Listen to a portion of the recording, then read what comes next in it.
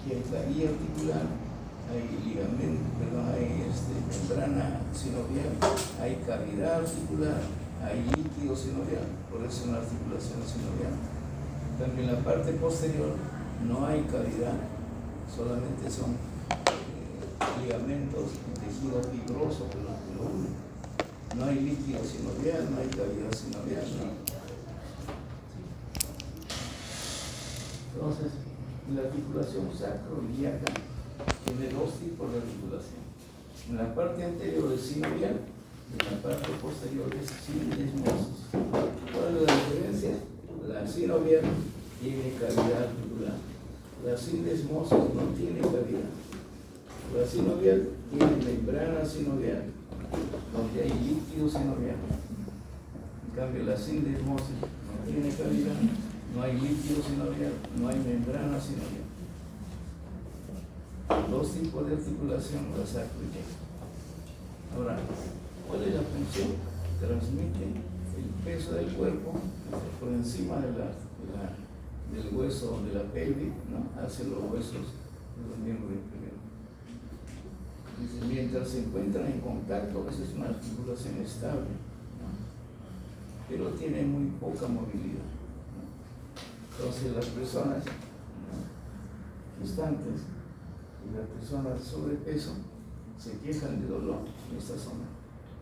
Se llama una sacroileitis, una inflamación de la articulación.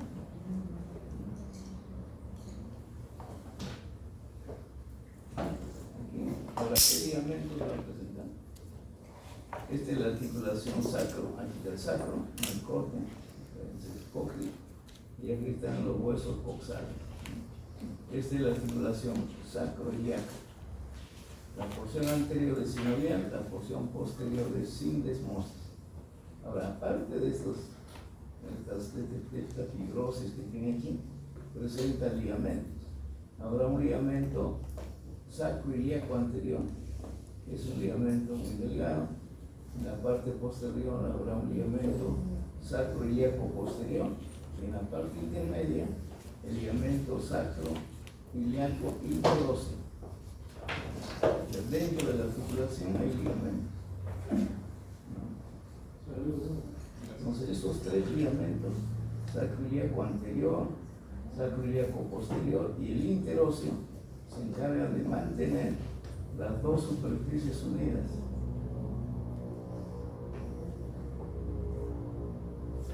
El sacro tiene una cara anterior que es cóncava, tiene una cara posterior que es convexa.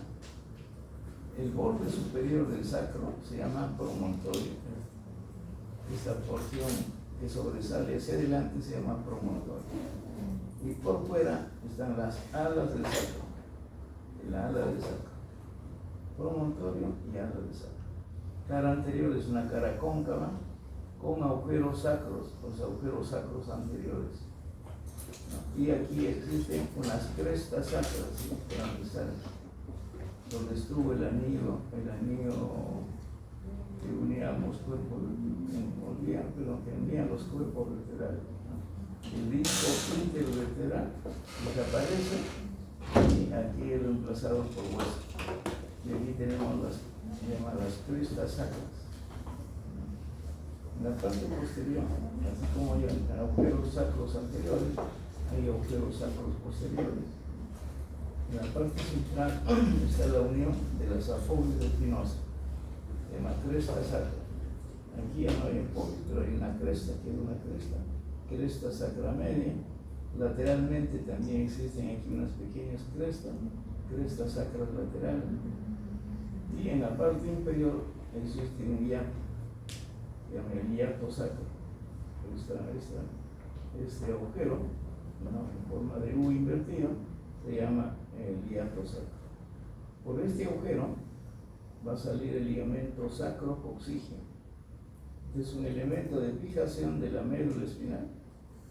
La médula espinal hacia abajo tiene el pilum terminal, pero ese pilum terminal, que es pía madre, es envuelto por la dura madre. Y la unión del pilum terminal, que es pía madre, más dura madre que lo envuelve, a eso se llama ligamento sacrocoxígeo. y es un elemento de fijación de la médula espinal en la parte inferior y se va a fijar a la cara posterior del coxis. Este es un elemento de fijación. ¿Qué es la contranutación? La contranutación es un movimiento, ¿no? Primero, este es el primer slide. Antes que la articulación sacroiliaca, ¿no? ¿Qué movimiento tiene? Tiene movimiento de basculación. ¿Qué significa? Y aquí tenemos el sacro, aquí está en línea punteada ese sacro con la articulación. Esto, el sacro y coxis puede ir hacia atrás y la porción del promontorio, que es la parte más elevada y que protruye, puede ir hacia adelante. Esto va hacia atrás y gira, ¿no? ¿Y cuándo sucede eso? Cuando el feto está en la cavidad uterina, dentro del abdomen, cuando la cabeza del feto ingresa a esta cavidad, ¿no? Este diámetro, el diámetro antero-posterior, tiene que incrementarse.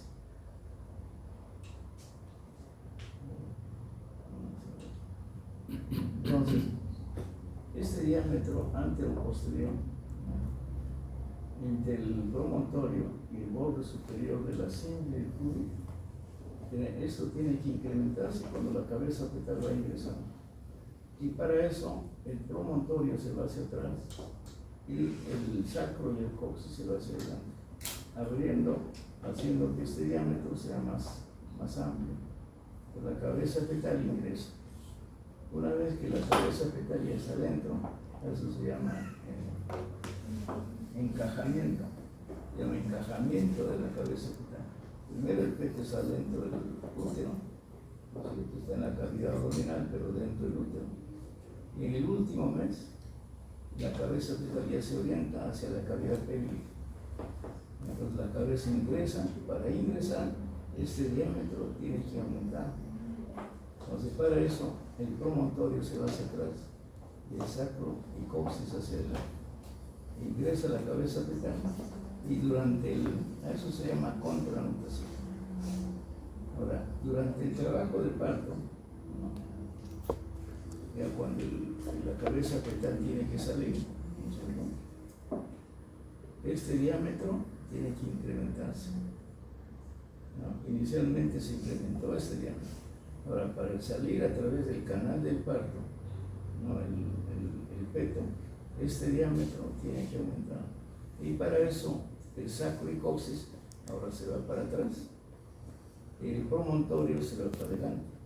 Entonces gira, incrementando este diámetro. Y la cabeza puede salir a través del canal del parto sin mucha dificultad, ¿no es cierto? Pero va a depender del tamaño del feto, ¿no? Entonces, a este movimiento se llama nutación. ¿Qué es la nutación? El vértice del sacro y el coxis se van hacia atrás, todo esto hacia atrás. Y el promontorio, este es el promontorio, va hacia adelante. Entonces mejora este estrecho interior de la pelvis para producirse la salida del feto durante el periodo expulsivo. A eso se llama la nutación. Entonces primero sería la contranutación. Eso se produce durante el encajamiento de la cabeza fetal dentro de la cavidad pélvica. El promontorio hacia adelante, hacia atrás, el sacro y el coxis hacia adelante, se incrementa ese diámetro y la cabeza ingresa. Una vez que ya está la cabeza ahí, ahora en el momento del parto, este diámetro antero-posterior o estrecho inferior tiene que aumentar su diámetro. Para eso el sacro y el coxis va hacia atrás y el promontorio hacia adelante. Entonces se incrementa este diámetro. Eso durante el trabajo de parto. Y eso se llama la nutación. Esta es la nutación. ¿Cuáles son las funciones de la pelvis ósea? ¿Qué funciones tiene la pelvis, ¿no? Como hueso, ¿no? Pues la función es soportar el peso del cuerpo. Cuando uno está parado, todo el peso de la cabeza, del cuello, del tórax, del abdomen, de los miembros superiores, va hacia la pelvis. Y la pelvis transmite ese peso hacia los miembros inferiores. Entonces soporta el peso del cuerpo cuando uno está sentado o cuando uno está parado, ¿no? Y lo transfiere hacia los miembros inferiores, lo soporta y lo transfiere hacia los miembros inferiores durante la bipedestación cuando uno está de pie o durante la marcha. Cuando uno está caminando, todo ese peso se transmite hacia los miembros inferiores. ¿Para qué? ¿Qué otra utilidad tiene? ¿Cuál es la otra función de la pelvis? Permitir el paso del pecho, permitir el paso del intestino y de la vía urinaria. Es una vía de paso para el pecho, el intestino y la vía urinaria. Proporciona sostén a las vísceras del abdomen, a las vísceras pélvicas y al útero grávido, al útero que tiene pues, un contenido completo dentro, permite el sostén, soporta el peso de las vísceras. Y también sirve como inserción a músculos de los miembros inferiores, ¿no? Permite la inserción de músculos del suelo de la pelvis y de los cuerpos eréctiles, ¿no? Del cuerpo cavernoso y del cuerpo esponjoso. Entonces es un punto de inserción para estos músculos y es un medio de soporte, sostén de las vísceras, ¿no? Y lo otro es la protección por su estructura ósea, protege a las vísceras pélvicas y protege a las vísceras abdominales inferiores, ¿no? Al recto, al colon sigmoide, ¿no? Y se encuentran dentro de su cavidad. Entonces todo esto viene a ser la función de la pelvis ósea. ¿Qué partes tiene la pelvis ósea? Está dividido en una pelvis mayor y una pelvis menor. A la pelvis mayor se conoce como pelvis falsa y a la pelvis menor pelvis verdadera.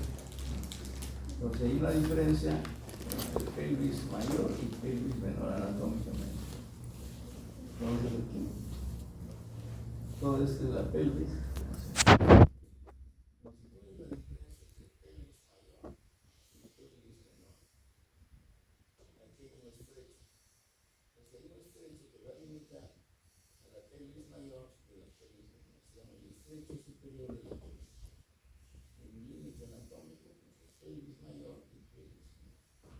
También, así como hay un estrecho superior, hay un estrecho inferior.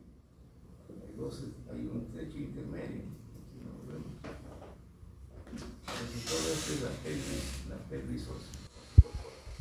La pelvis mayor o superior, pelvis menor o pelvis inferior. La pelvis mayor está por encima del estrecho superior de la pelvis. Entonces, esta pelvis mayor, ¿cuáles son sus límites? ¿Cuáles son los límites de la pelvis mayor? Estos serán los límites laterales. Entonces, posterolateralmente, hacia atrás y hacia afuera, están las alas de ambos huesos ilíacos o huesos coxales. En la parte posterior, de la cara anterior de S1, atrás casi no hay nada. Solo está la cara anterior de S1. Lateralmente están las alas de los isquiones, estas son las alas del hueso coxal. Y atrás estará el sacro, la primera vértebra sacra. No está bien delimitado, ¿no? ¿Qué es lo que hay dentro de la pelvis mayor? ¿Qué vamos a encontrar? Vamos a encontrar el colon sigmoide y asas intestinales iliares. Asas intestinales delgadas, algunas asas del ilio. Estamos hablando de la pelvis mayor. ¿Cuál es el límite inferior de la pelvis mayor? El estrecho superior de la pelvis. De ese estrecho hacia arriba es pelvis mayor, hacia abajo pelvis menor. Entonces aquí tenemos la pelvis menor, está entre el estrecho superior y el estrecho inferior de la pelvis. Este es el estrecho superior y este es el estrecho inferior. Está entre ambos estrechos Aquí se encuentra la pelvis menor. Ahora, ¿cuáles son los límites? Las caras laterales, o las caras laterales de los huesos coxales, o caras pélvicas de los coxales. Y en la parte posterior estará el resto del sacro y el coxis. Hacia atrás está el coxis y el sacro. Entonces, vemos la imagen inicial, ¿no? Entonces, la pelvis menor, ¿cuál es el estrecho superior? Todo este es el estrecho superior. Está el promontorio, las alas del sacro, la línea inominada, la cresta pectínea y la cíngulis del pubis. Todo este es el estrecho superior. De este estrecho superior hacia arriba es la pelvis mayor, y solamente tiene límites en la parte lateral por las alas del hueso coxal, y atrás la primera vértebra sacra sobre este. En cambio, la pelvis menor, que está por debajo, ¿no? Está formado por la cara interna de los huesos ilíacos, del pubis, del isquio, y hacia atrás por el sacro y por el coxis, ¿no? Tiene mejores límites óseos en la pelvis menor.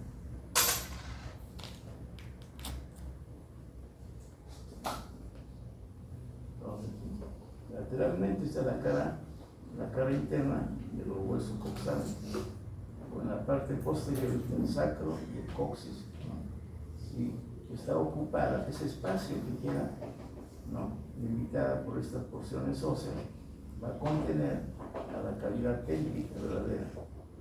Pero una cosa es la pelvis como hueso, y el espacio que está dentro se llama cavidad pélvica verdadera. También vamos a encontrar las porciones profundas del perineo, que es un espacio que ahora lo vamos a ver, donde están los genitales.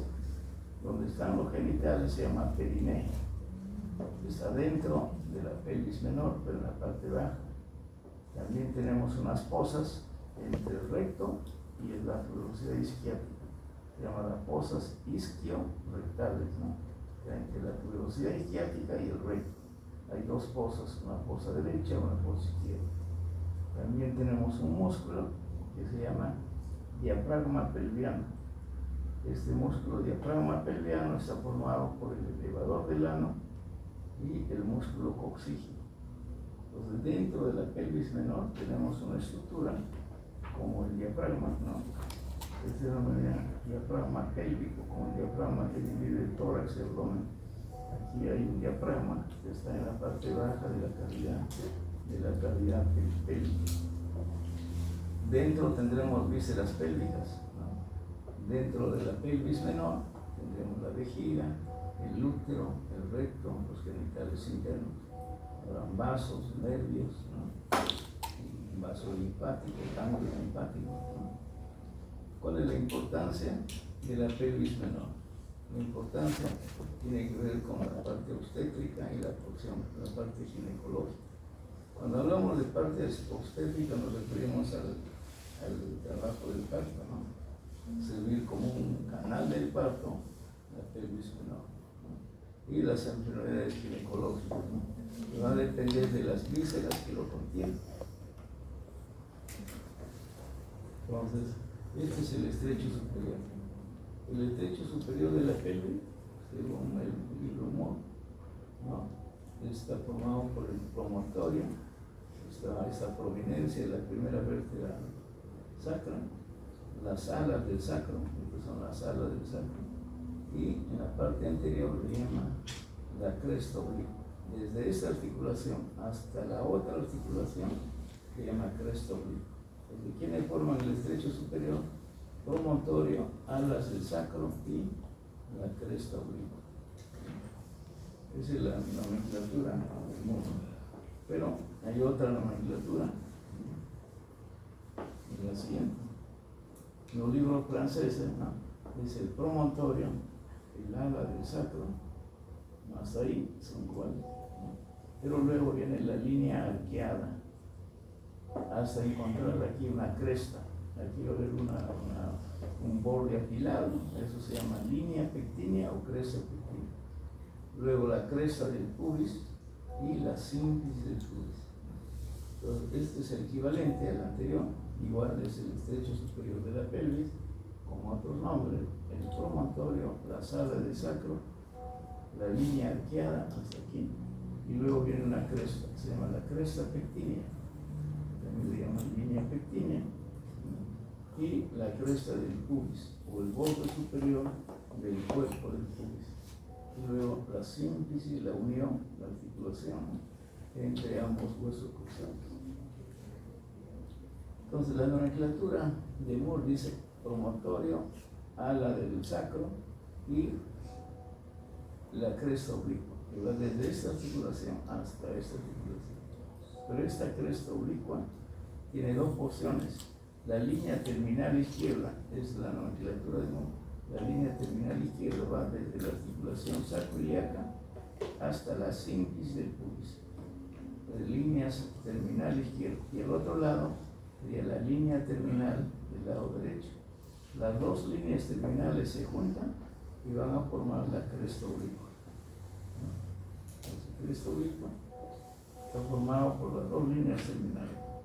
La nomenclatura del Moore es este de aquí: promontorio, alas del sacro y la cresta oblicua. Pero la cresta oblicua tiene una línea terminal izquierda y una línea terminal derecha. Y esa es la nomenclatura francesa, ¿no? Lo común es el promontorio y las alas. Lo que sigue es la línea arqueada, la línea pectínea o cresta pectínea, la cresta del pubis y el borde superior de la sínfisis del pubis. Igual, este es el estrecho superior. De la cabeza fetal, luego del octavo mes, tiene que encajar, tiene que entrar dentro de la cavidad pélvica verdadera. Y eso se llama encajamiento de la cabeza fetal, ¿no? Para eso, este diámetro tiene que incrementarse, ¿no? Entonces el sacro y el coxis se van hacia adelante y esto se va a ir hacia atrás. Entre la cabeza fetal y en el parto el sacro y el coxis tienen que irse hacia atrás y el promontorio hacia adelante. Entonces se incrementa el estrecho inferior para el descenso de la cabeza fetal. Ahora el estrecho inferior, ya estamos viendo aquí por abajo, ya nos vemos por arriba. ¿Quiénes forman el estrecho inferior de la pelvis? ¿No? Está formado por las tuberosidades isquiáticas. Estas prominencias óseas, sobre esta prominencia nos sentamos, sobre las tuberosidades isquiáticas nos sentamos, ¿no? Donde los elementos son las dos tuberosidades isquiáticas, el humor, el arco del pubis, que va de una tuberosidad a la otra tuberosidad, arco del pubis. Y en la parte posterior están los dos ligamentos sacro-tuberosos, porque van del sacro a la tuberosidad, se llama sacro-tuberoso. De un lado, el sacro-tuberoso del otro lado, y en la parte central está el coxis. Entonces, en el libro Moore, ¿no? Los límites del estrecho inferior son las dos tuberosidades isquiáticas, el arco del pubis, los ligamentos sacro-tuberosos y el coxis. Este es el estrecho inferior.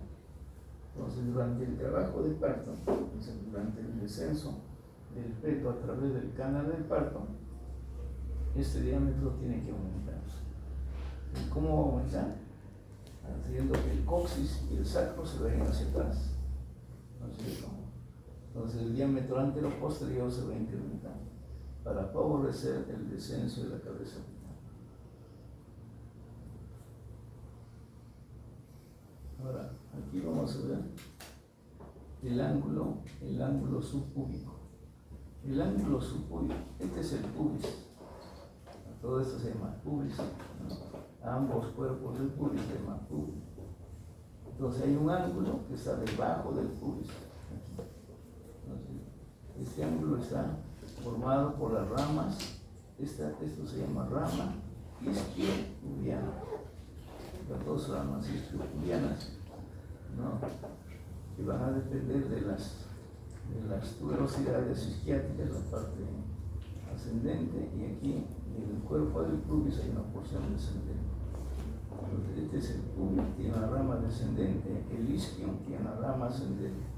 Cuando se junta la rama ascendente del isquion con la rama descendente del pubis, a esto se denomina rama isquio-pubiana. Entonces, la distancia entre ambas tuberosidades isquiáticas va a delimitar la magnitud, ¿no?, del ángulo. Porque el ángulo subpúbico está entre estas dos ramas, ¿no? Entonces, el ángulo subpúbico en las ramas debe ser más amplio, ¿no?, para favorecer el descenso de la cabeza. En las pelvis masculinas, este ángulo es más agudo, las ramas más de 90 grados, en los varones menos de 80 o de 70 grados, un ángulo agudo. Entonces, el ángulo subpúbico es el borde inferior del arco del pubis. Este es el arco del pubis, formado por las ramas isquiopubianas. Aquí es el arco del pubis. Entonces, este ángulo depende de cuán alejados se encuentran las tuberosidades. Si está más alejada, tendrá mayor ángulo, un ángulo más obtuso. Ahora, ¿quién favorece el deporte? ¿Qué elementos, ¿no?, tendinosos o ligamentarios refuerzan la unión o esa articulación sacroiliaca? Hay dos ligamentos que están lejos de la articulación, ¿no es cierto?, pero mantienen o evitan que esta articulación se separe. Son estos dos ligamentos. El ligamento que va del sacro a la espina ciática se llama ligamento sacroespinoso. Y el otro ligamento que está por detrás es el sacro tuberoso. Estando alejado de la articulación, no cumple una función de refuerzo de esta articulación. Evita que estas dos superficies articulares se separen cuando se incrementa el peso. Cuando se incrementa el peso y estos evitan que esto se pueda separar. Entonces, cuando la columna soporta un aumento del peso en forma repentina, los ligamentos sacrotuberoso y sacroespinoso se anclan, mantienen unida esta articulación. Entonces, aquí tenemos el ligamento sacroespinoso, que es más anterior, va del borde lateral del sacro hacia la apófisis ciática o isquiática. Espina se llama espina, su nombre antiguo es espina ciática, pero ahora el néter y el muro le llaman espina isquiática. Cualquiera de ellos el otro ligamento, que es más posterior, más grande, más largo, tiene mayor longitud, es el sacro tuberoso. Va del borde lateral del sacro hacia la tuberosidad izquierda. Y aquí van a delimitar dos agujeros. Aquí hay un agujero y aquí hay otro agujero. Este agujero es el agujero ciático mayor, su nombre antiguo. Ahora le llaman agujero isquiático mayor. Pero su nombre en los libros franceses era ciático. Y el otro agujero, más pequeño, es el agujero ciático menor o agujero isquiático menor. Entonces tenemos aquí dos agujeros delimitados por estos ligamentos. Ahora, ¿cuál es el contenido que pasa por estos agujeros? Hay un músculo que está en la cara anterior del sacro, que es inserto aquí. En la cara anterior del sacro hay un músculo que es el músculo piriforme, que va hacia la región glútea. En la región glútea tenemos el músculo glúteo mayor, el glúteo mediano, el medio y el menor. Pero también tenemos otro músculo que se llama músculo piriforme, que se inserta en la cara anterior del sacro y sale por este agujero hacia la región glútea, hacia el trocánter mayor. También por este agujero va a salir el paquete vasculonervioso glúteo superior, en la parte superior. Entonces, por aquí sale el medio glúteo superior, la arteria glútea superior y las venas glúteas superiores. También por este agujero sale el paquete vascular nervioso glúteo inferior. De los dos paquetes glúteos salen por aquí, más el piriforme. También va a salir por este agujero el nervio pudendo interno. El nervio pudendo interno sale por este agujero y regresa por el otro agujero. Pero ya no regresa a la cavidad pélvica, sino se va a esta región de parte del períneo, donde están los genitales. Entonces por aquí sale el nervio pudendo y sale por el agujero ciático mayor y regresa por el ciático menor. Pero no regresa a la cavidad pélvica, sino se va a la región perineal. De igual forma, la arteria pudenda interna, se llama nervio pudendo. Y la arteria se llama arteria pudenda interna. La arteria pudenda interna sale por este agujero y regresa por este agujero. Tanto la arteria pudenda interna como la vena pudenda.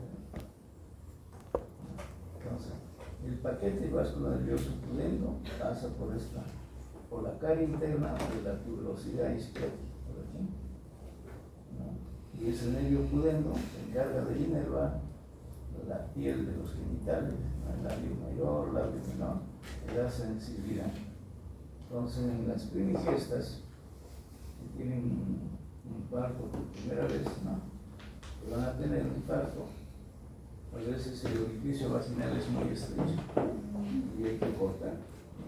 Se llama episiotomía. Se corta el labio mayor y menor para ampliar el orificio. Y para eso tenemos que anestesiar al pudendo. Palpamos por fuera la tuberosidad, ¿no? Por fuera se puede palpar la tuberosidad y luego se busca la cara interna, la tuberosidad, ¿no?, tocando la piel de esa zona y inyectamos silocaína alrededor. Un anestésico local que pierde la sensibilidad de la región perineal y podemos cortar el labio mayor y menor de una episiotomía lateral del lado izquierdo del lado derecho. Y se incrementa el orificio y la cabeza fetal puede descender. Si no hacemos eso, se desgarra, ¿ya? Es preferible hacer un corte, ¿no?, con el bisturí o con la tijera, un corte, ¿no?, continuo, a que se desgarre la piel, ¿no?, y los ligamentos. Para suturar ya es más complicado. Un corte con un bisturí les facilita la sutura, ¿no?, a que se desgarre, se rompe la piel, la mucosa, y es más difícil tener una sutura, ¿no?, más continua, ¿no? Entonces, por detrás hay otros ligamentos pélvicos posteriores, el ligamento iliolumbar, ¿no?, que también contribuye a que el hueso coxal se mantenga unido al sacro. El ligamento iliolumbar, el ligamento sacroiliaco posterior y los ligamentos que acabamos de mencionar, el ligamento sacroespinoso que es anterior y el ligamento sacro-tuberoso. Esos ligamentos que están en la parte posterior entre el sacro y el hueso coxal. Tenemos el ligamento sacroespinoso, que es pequeño, el sacro-tuberoso que tiene mayor longitud. Tenemos la membrana del agujero obturador, la membrana obturatriz. Esto no tiene ninguna relevancia en relación a la articulación sacroiliaca. ¿Cuál es la diferencia entre pelvis masculina y pelvis femenina? Si tenemos dos huesos, las dos pelvis óseas, ¿no?, tenemos en la mesa, ¿cómo lo diferencian, ¿no? Entonces, ¿qué diferencias habrá? ¿Qué diferencias puede haber? El peso, el ángulo de apertura y la pelvis inferior. También la punta del Y el tamaño también la mano, dos pelvis, la pelvis masculina y la otra mano, la pelvis femenina. Y tiene más peso que la pelvis masculina, porque el hueso es más grueso. ¿Por qué más grueso? Porque tiene más masa muscular. Y la masa muscular hace que el hueso esté más engrosado, ¿no? Entonces la diferencia en el peso La altura también. La altura de la pelvis masculina es más alta, el femenino tiene menor altura, ¿no? Entonces vamos a ver aquí. Entonces la pelvis masculina es más gruesa, ¿no? Y más pesada. La femenina más delgada, más ligera. Ahora la pelvis mayor, todo esto es la pelvis mayor, es más profunda, tiene mayor altura, ¿no? Solo la pelvis mayor, ¿no? La pelvis menor es más estrecha. Esta pelvis menor es más estrecha, es profunda y es cónica. La base está aquí y aquí está el vértice del cono. Aquí es cónica. En cambio, la pelvis femenina tiene menor altura, tiene menor altura, tanto en la pelvis en general, también la pelvis menor tiene menor altura, pero los huesos ilíacos están más alejados, ¿no? Ahora, en cuanto a la estrechez, a la pelvis menor, ¿no es cierto?, es ancha. Si trazamos aquí el orificio superior o el estrecho superior, casi es equivalente al estrecho inferior. Si unimos estas estrecheces, es un cilindro, ¿no es cierto? En cambio aquí no. Este es amplio, aquí es muy reducido, es un cono. El espacio es un cono y aquí es el espacio, es un cilindro, ¿no? La pelvis menor es ancha, tiene poca profundidad, ¿no? Y tiene la forma de un cilindro. Comparando el estrecho superior con el inferior hay poca diferencia. Si trazamos líneas verticales, pues, tiene la forma de un cilindro. ¿Qué otra diferencia? Entonces, la forma del estrecho superior tiene forma de un corazón, en la pelvis masculina, ¿no? En cambio, la pelvis femenina es más ovalada, ¿no? Entonces, aquí la masculina, su estrecho tiene forma de un corazón, aquí el estrecho superior y aquí es ovalado. Ahora, el acetábulo es esta cavidad articular. El acetábulo aquí es un acetábulo grande, no lo vemos nada. En cambio aquí el acetábulo es pequeño, es más pequeño. El foramen obturado es este. El foramen obturado en la pelvis masculina es redondo, ¿no? Y aquí es oval. No, tampoco lo podemos apreciar, habría que ver la posibilidad. Ahora el ángulo subcúbico. ¿Cómo es el ángulo subcúbico? Este ángulo es más agudo, ¿no es cierto? Es menor de 70 grados. En cambio, en la pelvis, el ángulo subcúbico en la pelvis femenina es 90 o más de 90 grados. Entonces, cuando tiene la pelvis solamente hay esto, y esto coincide con las ramas isquiopubianas, como esta, ¿no? Es exactamente igual. Esa es una pelvis masculina. Ahora, para la pelvis femenina usan el pulgar y el índice, ¿no? Ese ángulo formado entre esos dos dedos es el ángulo equivalente, ¿no?, al ángulo subcúbico en la pelvis femenina. Entonces, aquí es menor de 70 grados, ¿no? Y aquí es 90 o más de 90 grados. Entonces, eso nos dice que las dos velocidades isquiáticas están más alejadas. Entonces, el estrecho inferior es amplio, casi igual al estrecho superior, y tendría forma de un cilindro. Aquí no, aquí es como un cono, ¿no? ¿Qué otra diferencia? Esto se llama espina ciática o isquiática.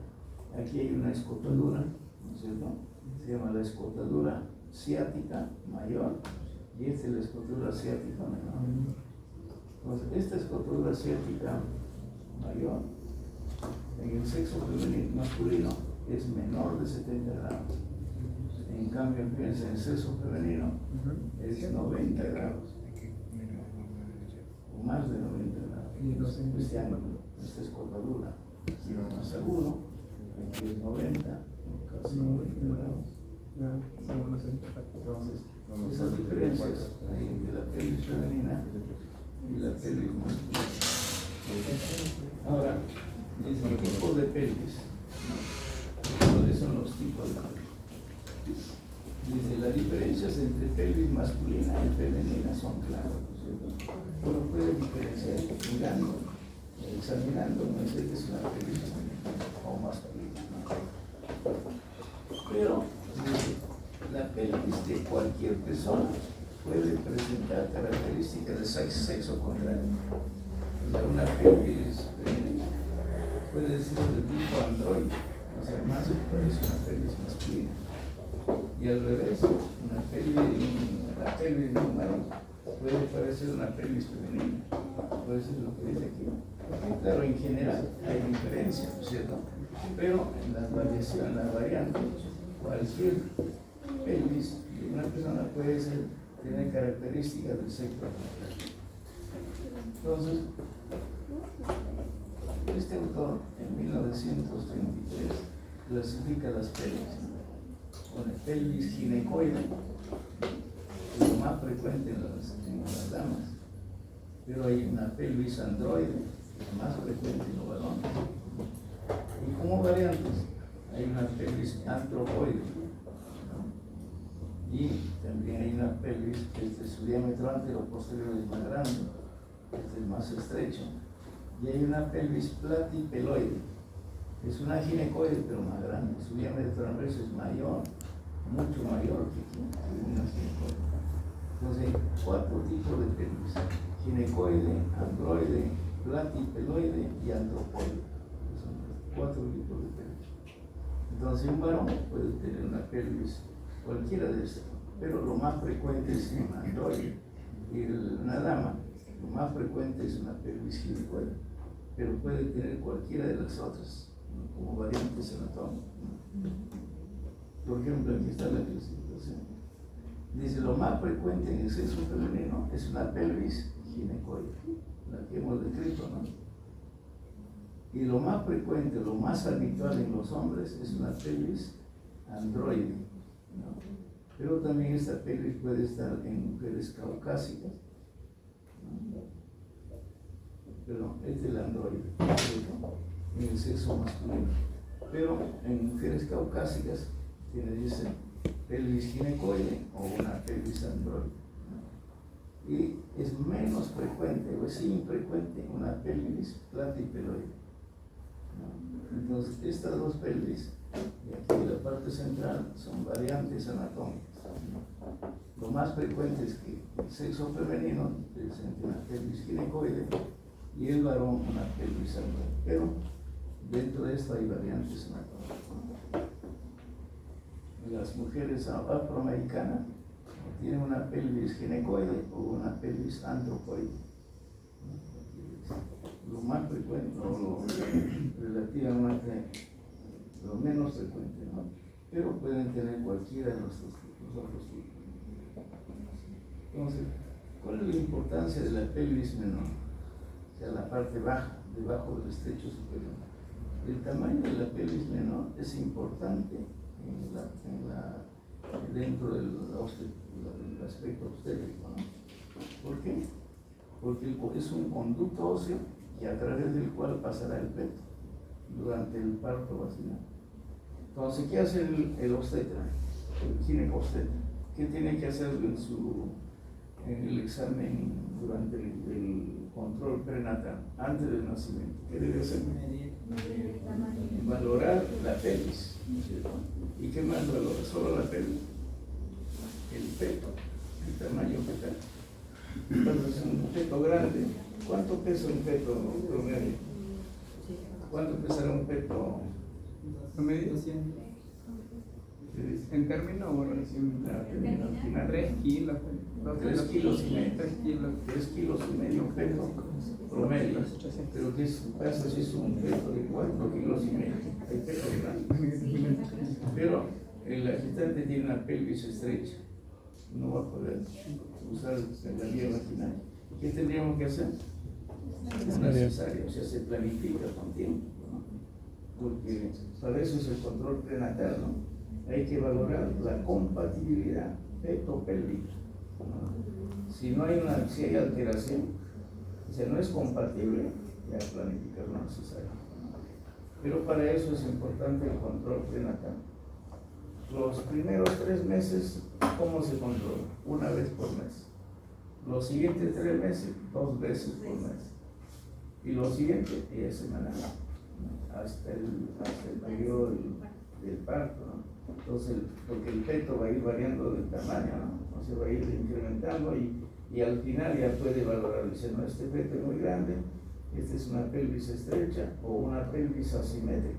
Puede tener buenos diámetros, pero es asimétrico. ¿Por qué es asimétrico? Tiene un miembro inferior más corto que el otro, entonces la pelvis no, ya no va a ser simétrica, ¿no? Entonces, la pelvis femenina es importante para el trabajo del parto, ¿no?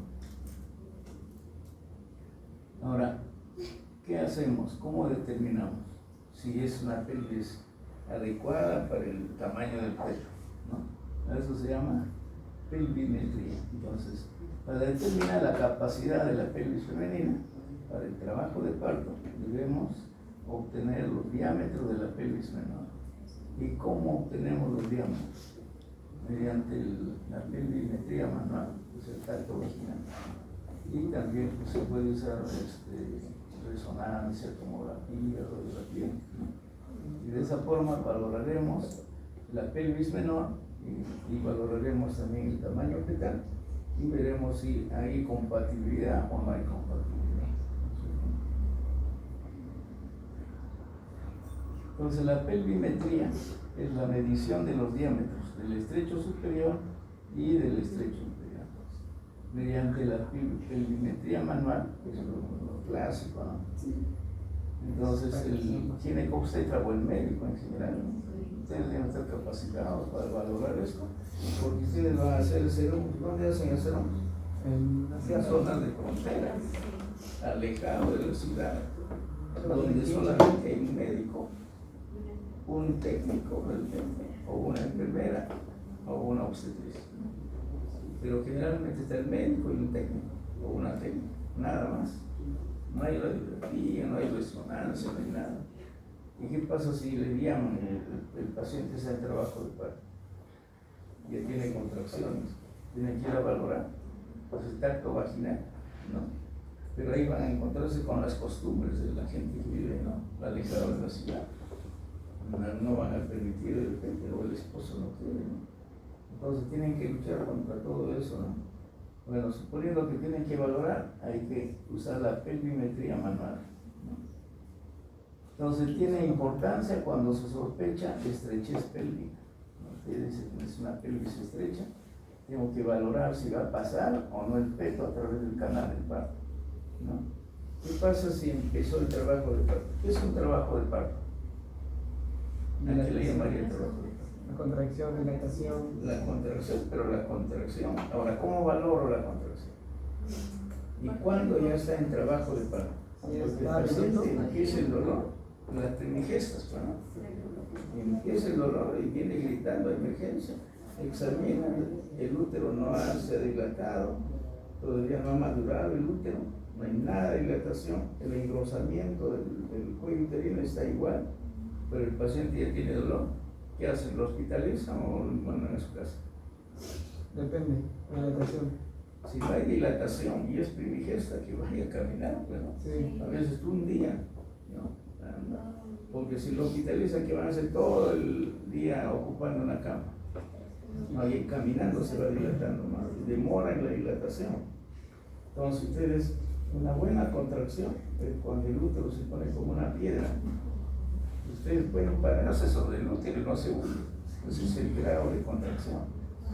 Y yo dice, cuando tiene 3 contracciones efectivas durante 10 minutos, y el paciente tiene que quedarse, ya se queda. Pero si tiene una contracción cada hora y palpan, o a través de la pared abdominal se puede palpar el útero, ¿no es cierto? Y el útero está blando, ¿no? Ahí el paciente regresa, ¿no? Pero ya cuando las contracciones son continuas y es efectiva, 3 contracciones fuertes durante 10 minutos y el paciente se queda. Ya se hospitaliza, ¿no? Si no, todavía no lo hospitalizan, pero hospitalizan a gente que está con hay dilatación uterina. Ahora las multigestas, y es rápido, más rápido, el cuello uterino se dilata.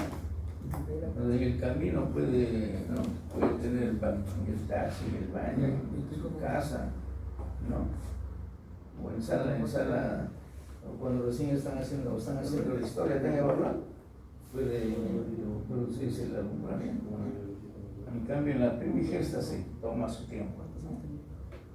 Entonces, ¿cómo hago la valoración? Puedo hacer que tan lejos del centro donde existen los recursos por imágenes, tiene que hacer una pelvimetría manual. Aquí están las características, luego vemos cómo hacemos eso, ¿no? De una pelvis ginecoide. Una pelvis ginecoide, entonces, la pelvis ideal para un parto, ¿no es cierto? Pero hay que depender del tamaño fetal, ¿no? Los petos de madres diabéticas son petos grandes, ¿no es cierto? Entonces hay que valorar el tamaño fetal. Es una pelvis ginecoide, ahora valoro el tamaño fetal y de acuerdo a eso le digo a usted, ahí puede tener un parto por vía vaginal, ¿no? Ahora, en una pelvis ginecoide, el diámetro antero-posterior es similar al transverso, ¿no? Son parecidos. El sacro no tiene prominencia, o sea, hay que palpar la cara anterior del sacro si tiene alguna prominencia. No tiene ninguna prominencia, ¿no? Y es una cara anterior del sacro aplanada, no es cóncavo, convexo hacia adelante o cóncavo hacia adelante. Cuando es cóncavo hacia adelante es una pelvis androide. Entonces una cara anterior del sacro es más aplanada o sin prominencias. Las paredes laterales son rectas, porque hemos dicho que es como un cilindro, ¿no es cierto? El estrecho superior, el estrecho inferior, y las paredes laterales son rectas, ¿no es cierto? En cambio, la pelvis androide, sus paredes laterales convergen, ¿no? Hacia un punto, ¿no? Son más agudos. Las apois espinosa o las espinas ciáticas son poco prominentes. ¿Cuáles son las espinas ciáticas? Las espinas ciáticas son un poco aquí en la ginecoide, es poco prominente, ¿no? En la androide es prominente. La cabeza, ¿cómo pasa por aquí la cabeza fetal? ¿No? Entonces aquí hay más problemas. En cambio aquí no son prominentes las apois, las espinas ciáticas. ¿Qué más? Las espinas ciáticas son poco prominentes. El ángulo subpúbico mayor de 90 grados, ¿no es cierto? Entonces, estas son las características de una pelvis ginecoide. La característica de una pelvis androide, que es lo más habitual en los varones, ¿no? El diámetro antero-posterior es menor que el transverso, ¿no? El sacro presenta inclinación hacia adelante, o sea, tiene una concavidad hacia adelante. Las espinas ciáticas son prominentes, o sea, hacia la línea media se acercan y están cerradas, se acercan, ¿no? Son prominentes y se acercan a la línea media. El ángulo subpúbico en la ginecoide es 90 grados más de 90, aquí es agudo, o sea, menos de 90 grados. Y habíamos dicho menos de 70 grados. Y estos son los que predominan en el sexo masculino, ¿no? La pelvis antropoide, el diámetro anteroposterior es mucho mayor que el transverso, hay más diferencia en comparación al androide. El sacro es largo y recto y dirigido hacia atrás. Las paredes laterales son algo convergentes, o sea, se acercan a la línea media. Las espinas ciáticas son prominentes, el ángulo subpúbico es algo estrecho. Esta es la característica de una pelvis antropoide, ¿no? Y una platipeloide, el diámetro antero-posterior es mucho menor, es más el diámetro transverso que el antero-posterior, ¿no? Es la característica principal de las platipeloides. El sacro es corto y está dirigido hacia atrás. Las paredes laterales son rectas como una ginecoide. Las espinas ciáticas son prominentes, se acercan a la línea media. El ángulo subpúbico es 90 grados, es abierto. Y el estrecho superior tiene forma ovalada, ¿no? Con predominio transversal, ¿no es cierto? es el platípelóide. Ahora la pelvimetría, ¿cómo hago la pelvimetría interna? La pelvimetría interna, que tienen que ponerse un guante, ¿no es cierto? Y ustedes tienen que saber cuánto mide desde este ángulo hasta el dedo medio. ¿Cuánto mide? Eso es útil para hacer la medicina. Tienen que saber cuánto mide, cuando hacen puño, cuánto mide el diámetro transverso. De aquí hasta aquí. Entonces, en la pelvimetría interna se evalúa haciendo tacto vaginal. Ese se llama pelvimetría interna. Entonces, ¿qué valoramos? Aquí está palpando las paredes de la pelvis, las paredes laterales. Se ingresan y palpan la pared lateral derecha y rotan la pared lateral izquierda. ¿No? ¿Cómo están las paredes? ¿Qué más se valora? El tamaño de las espinas ciáticas. Aquí está palpando la espina ciática de un lado y luego giran y palpan del otro lado. Valoran si es prominente o no las espinas ciáticas. La característica de la síntesis aquí, ingresan, palpan la cara posterior de la síntesis pública. Aquí está palpando la cara posterior de la síntesis pública, a veces prominente, ¿no? Y ven el ángulo, valoran el ángulo subpúbico, ¿no es cierto? ¿Cómo valoran el ángulo subpúbico? Pueden con dos dedos, ¿sí? Es mandroide, y de esto es ginecoide. Las ramas, si coinciden con esa apertura, es tienen una buena apertura, más de 90 grados. Entonces pueden valorar el ángulo subpúbico. O de forma práctica, si dos dedos entran al ángulo, dos dedos ingresan, ya tiene una buena.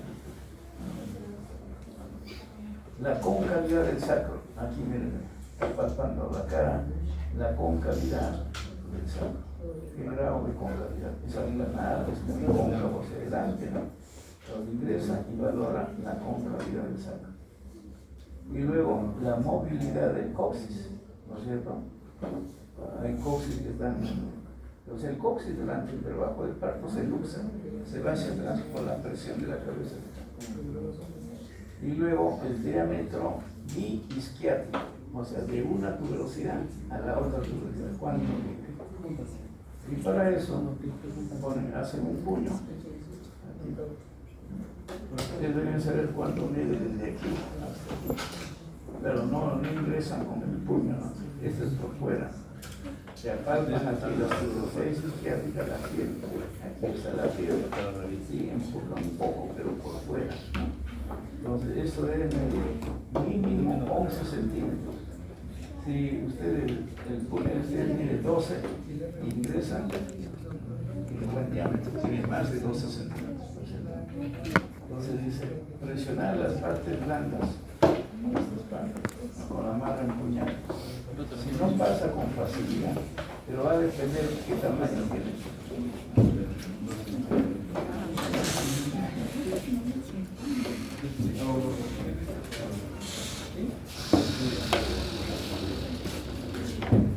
Entonces aquí lo que estamos valorando es la estrechez inferior. Las tuberosidades isquiáticas son fundamentales. Ustedes ingresan fácilmente con el puño tiene 12 centímetros, ya tiene más de 11 tiene una buena un buen ángulo subpúbico. Cuando hay estrechez se llama distosia. La distosia significa incompatibilidad pelopélvica. Una pelvis estrecha, un pelvis grande. Entonces va a tener problemas. ¿Qué pasa? Si ustedes no han hecho una buena valoración, ustedes dejan que empiece el trabajo de parto, ¿no?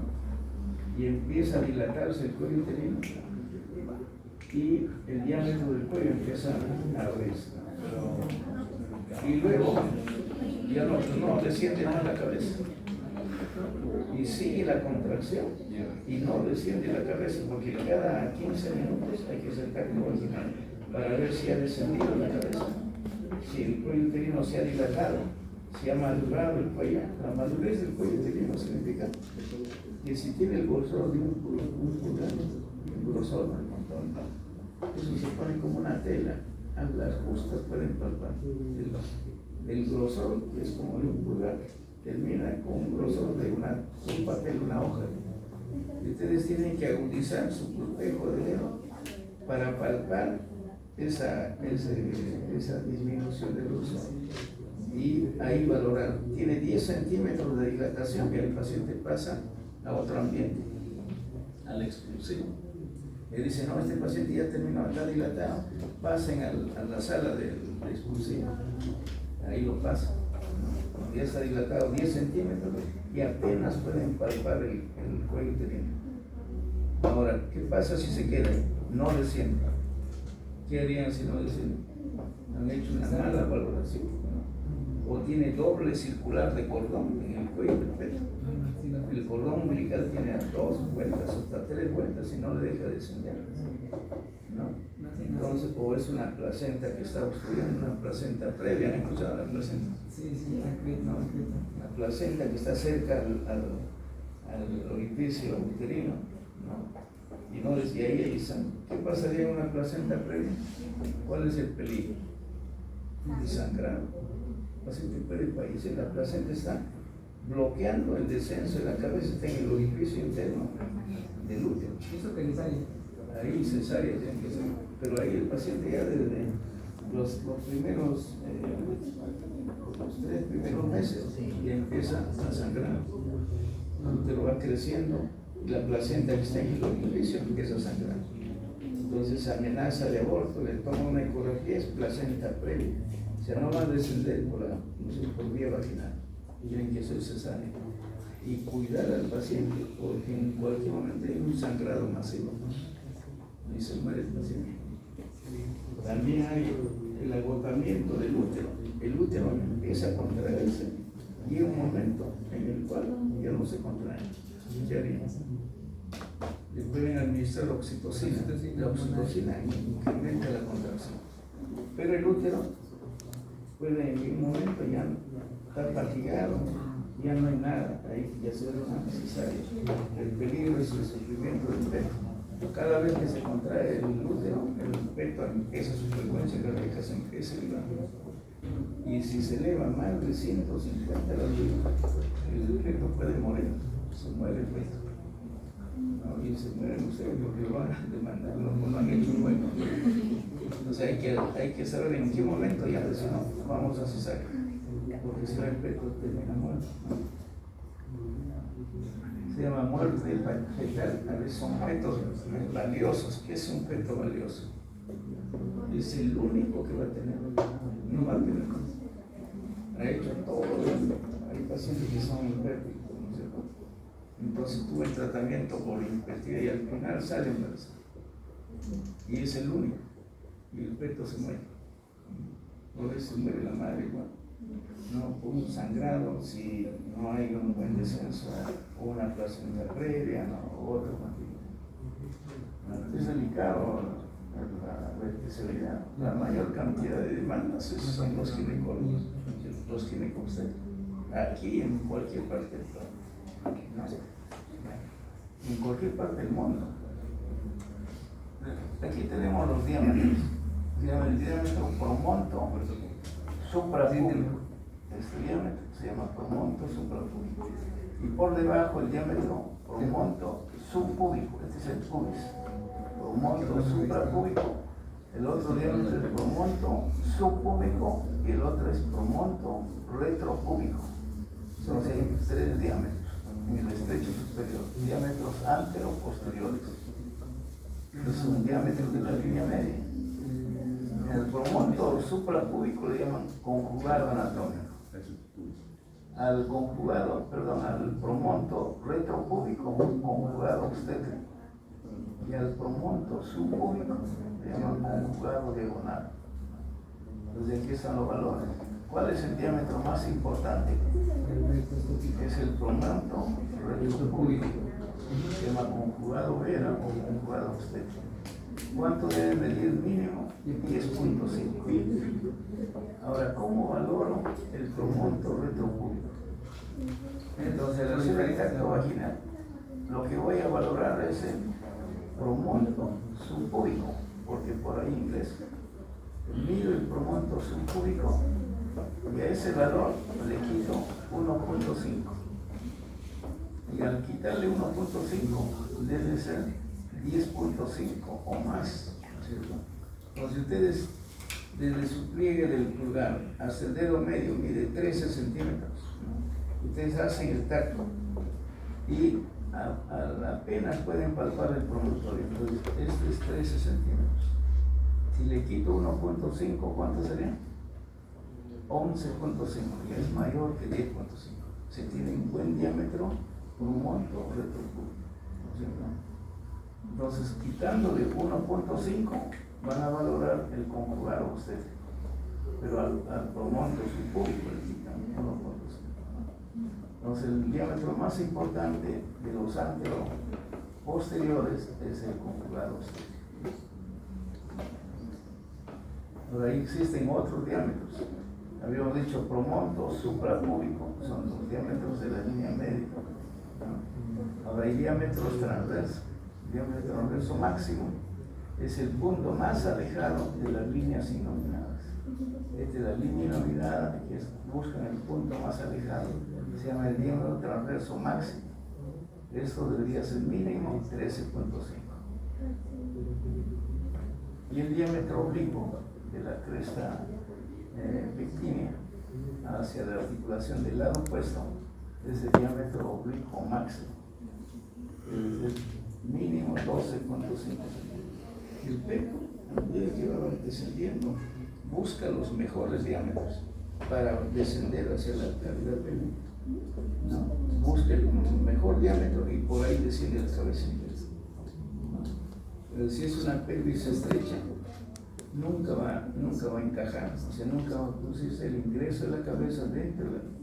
Entonces, por más que el útero se contraiga, no desciende porque hay un problema mecánico, ¿cierto?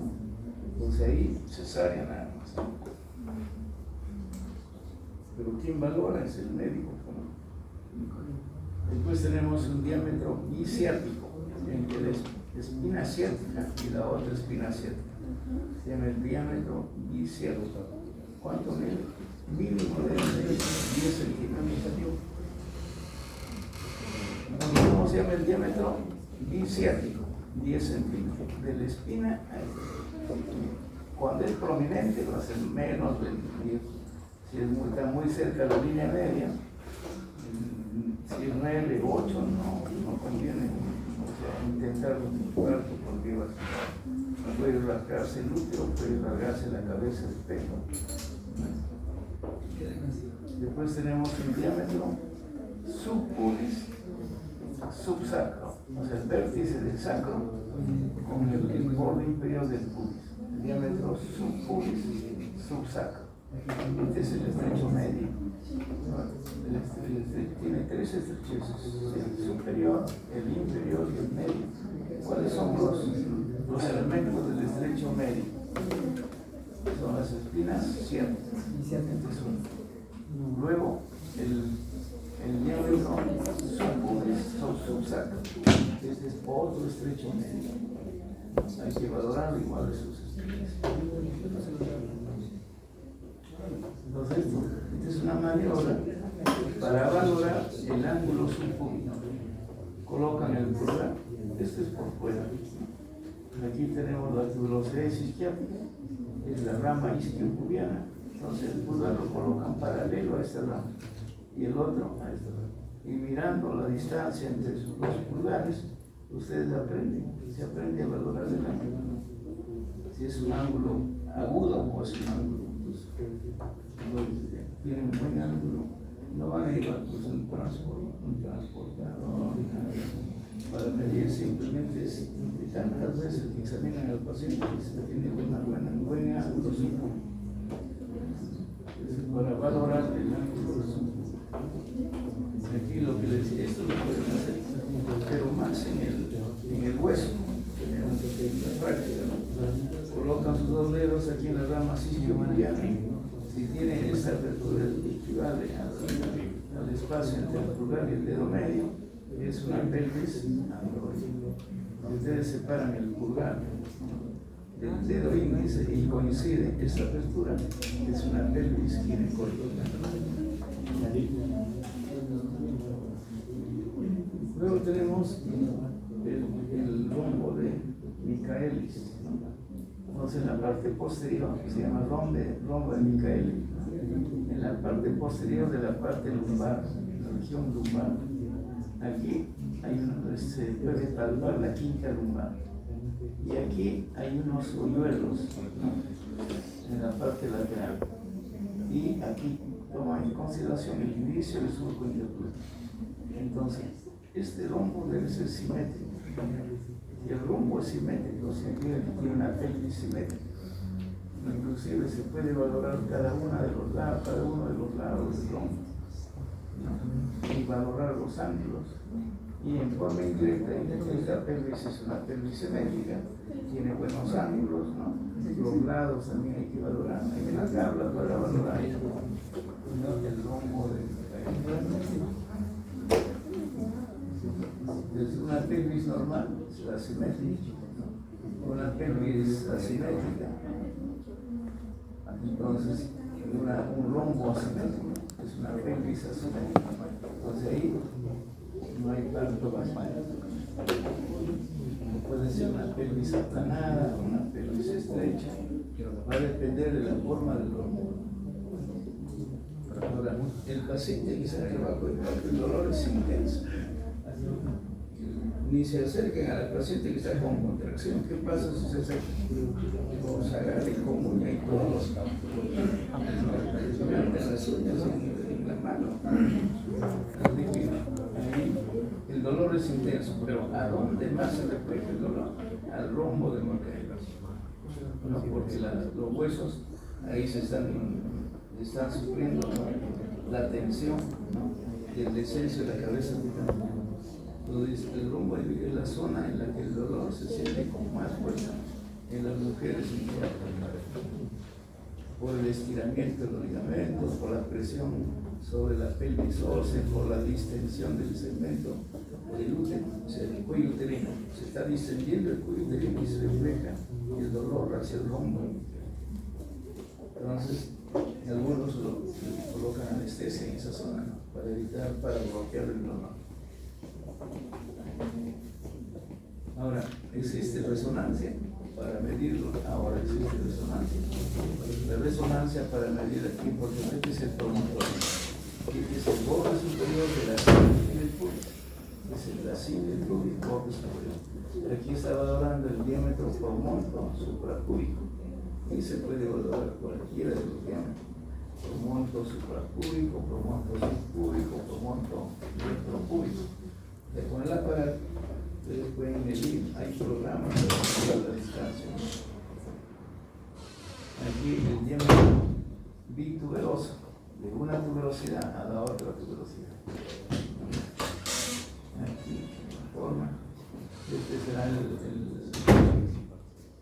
el diámetro subpubis, este es el pubis subsacro, el diámetro subpubis subsacro. Está entre el sacro y el coxis.